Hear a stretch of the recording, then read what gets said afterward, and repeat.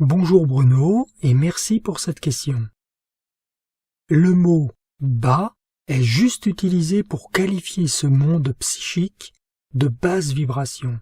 Mais non, il n'y a pas de haut astral, car il n'y a absolument rien de bon dans ces mondes de profonde discorde. C'est pour cela que ceux qui disent qu'ils font des voyages astraux, en vérité, ils vont dans ces mondes, ou bien ils se trompent de terminaison, et ils arrivent à dépasser ces couches astrales pour investir les couches immédiatement supérieures, ce qui reste assez rare pour des personnes sur le plan physique de les atteindre. Le bas astral, que l'on nomme également le monde psychique, est le lieu où toutes les formes pensées discordantes de l'humanité se trouvent. En effet, lorsqu'une personne pense, elle crée, et si elle crée de la discorde, cette énergie est conservée pour le bénéfice de l'expérience et est placée dans l'une des 4 couches du bas astral en fonction de ses caractéristiques. Il est en effet nécessaire qu'une personne qui crée de la discorde ait l'occasion d'en avoir le retour pour qu'elle apprenne à n'émettre que de belles choses. C'est donc dans la sphère astrale qu'est conservée toute la discorde de l'humanité. Mais il ne se trouve pas dans ces couches que des formes pensées d'énergie disqualifiées, mais également des entités désincarnées, c'est-à-dire des personnes qui sur le plan physique ont généré tellement de discorde qu'une fois qu'elles ont quitté leur corps, se retrouvent coincées dans ce plan obscur. Certains qui croient, parfois à juste titre, sentir ou voir des fantômes, ont en réalité un contact avec ces entités. Il arrive également que ce soit des âmes défuntes et bienveillantes, bien entendu, mais dans ce cas, ces âmes projettent une partie d'elles-mêmes du monde où elles se trouvent, et cela provisoirement sur le plan physique, mais de manière éthérée. Contrairement à ce que l'on pourrait croire, cette communication est rarement autorisée, afin de ne pas perturber chacun sur son plan de conscience. Il y a 4 couches dans le plan astral, et les entités qui y vivent sont plus ou moins toxiques pour les personnes sur le plan physique.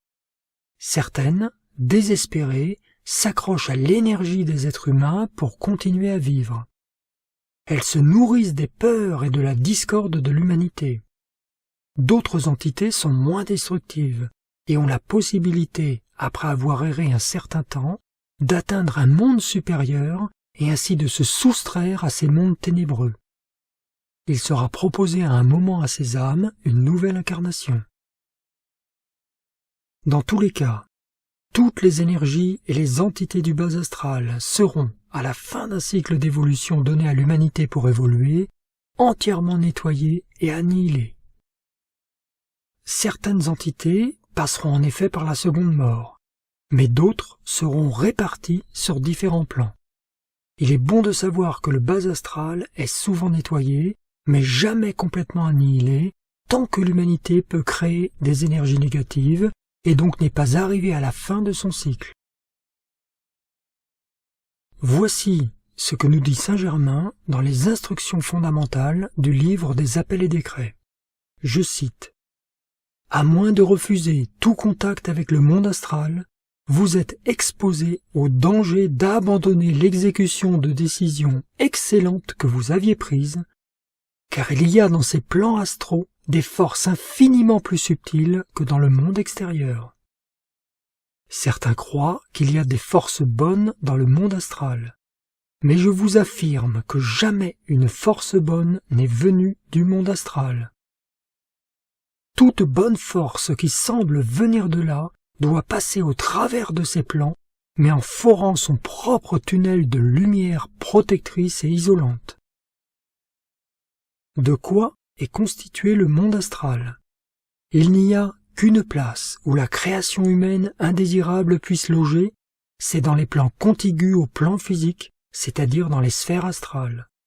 Et, en effet, c'est là que se trouve reléguée toute l'activité indésirable, toute l'accumulation de discorde générée par l'humanité pendant les siècles passés. De ce fait, il est évident que rien de bien ne vient jamais d'un contact quelconque avec les sphères astrales. Elles n'ont absolument rien de commun avec le Christ. Il y a une différence aussi grande entre les sphères de manifestation astrale et ce que certains ont appelé l'étoile astrale, qu'il y a entre l'obscurité et la lumière. La soi-disant étoile astrale est un malentendu. Le vrai nom est étoile Astrea. Ce n'est pas un plan mais une activité de la 4e sphère. Astrea est un être cosmique dont l'activité consiste à consumer les créations de l'astral et à contacter les individus dont l'attention est attirée par les mondes astraux afin de les instruire et de les purifier de tout désir de contact avec ces mondes infortunés de l'astral. Depuis février 1981, Astrea réside au pic de Quartz et œuvre pour la purification de cette région. Pendant les heures de sommeil, la plupart des gens vont dans la sphère où se trouvent les désincarnés. Jusqu'à 2300 mètres, les plans de pensée dans l'atmosphère se superposent comme suit. Le premier plan est celui du crime, couche peu épaisse de substances disqualifiées. Vient ensuite le deuxième plan, celui de la haine, qui est plus épais. Le troisième plan est celui de la colère, beaucoup plus épais. Le quatrième plan est celui de la critique, du jugement, de la condamnation et du commérage. Ce plan forme une couche de substances disqualifiées très épaisse, dans laquelle la pensée d'un très grand nombre d'êtres humains se meut, consciemment ou inconsciemment. Au-delà des plans de la conscience humaine, donc du bas astral ou plan psychique, vient le 5e plan, celui de la tolérance ou de la volonté de donner à tous la liberté de pensée et de parole. À partir de ce 5e plan, nous entrons dans la lumière. Le 6e plan est celui de la joie, où tous se réjouissent d'une manière indicible de la reconnaissance du pouvoir divin en tout. Le 7e plan est celui de l'amour pur, où nous sentons, sans méprise, la présence divine en tous. De ce plan, nous passons dans l'octave christique, c'est-à-dire le 8e plan, où règne la perfection et la félicité sans mélange. Voilà pour la citation du bien-aimé maître Saint-Germain. Pour revenir à la sphère astrale, il est bon de noter qu'il existe dans ces plans toutes sortes de royaumes sinistres. En effet, certains désincarnés ont réussi à créer de véritables mondes dans lesquels ils règnent et essaient sur le plan physique d'attirer des personnes dans ces mondes psychiques une fois leur fin de vie atteinte. C'est-à-dire que pendant l'incarnation terrestre, ces entités vont essayer de diriger et d'influencer les personnes incarnées sur Terre dans des voies qui prennent parfois l'apparence de la lumière. Peu de gens savent qu'il existe par exemple un royaume gouverné par des entités désincarnées qui ont pris l'apparence des maîtres ascensionnés. Beaucoup de personnes croient ainsi canaliser un maître ascensionné et en vérité canalisent une ou plusieurs entités qui instruiront le canal avec des éléments destructifs. Ce dernier, étant sûr d'avoir été choisi pour représenter les maîtres ascensionnés, transmettra donc de fausses informations à ceux et celles qui seront captés par le dit canal. C'est hélas extrêmement courant aujourd'hui, et c'est pour cela que je me permets d'insister sur le fait qu'il est préférable de suivre l'enseignement d'origine des maîtres ascensionnés, à savoir les 2 premières dispensations, celle de Godfrey Lotus, puis celle de Géraldine Innocente. Voici un exemple flagrant d'un élément totalement faux mélangé à des très belles instructions. Ces entités sont en effet redoutablement intelligentes et dispensent un enseignement d'amour avec des paroles magnifiques tout en insérant des éléments destructifs. Par exemple, et je pourrais en citer des nombreux, une personne travaillait tous les jours avec la flamme rouge ou le rayon rouge, en pensant que cela venait des instructions des maîtres. Cette personne se trouvait dans un état intérieur déplorable. Elle se sentait en permanence agressive, colérique, destructive et était totalement épuisée.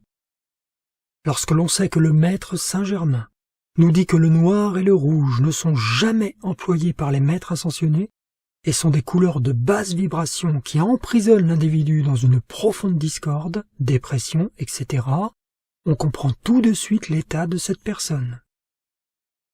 Il m'a été permis, à 2 reprises, d'aller dans ces royaumes sinistres afin d'annihiler certaines lignes de force d'emprise négative sur des personnes. Et croyez-moi, sans aller dans les détails, il n'y a absolument rien de bon dans ces mondes. Pour terminer sur une touche positive, il est bon de savoir qu'une personne qui cultive sérieusement sa lumière intérieure n'a aucune crainte à avoir des plans du bas astral et des entités qui y vivent. Les entités ne supportent pas la lumière, ce qui est évident. Ainsi, ceux et celles qui aiment la lumière et s'en remplissent chaque jour sont protégés. Je ne dis pas que parfois certaines entités n'essaient pas de nous approcher dans des cas de faiblesse passagère, mais cela est en principe toujours de courte durée. À partir du moment où nous aimons la lumière de tout notre cœur, cette dernière est notre alliée et nous protège.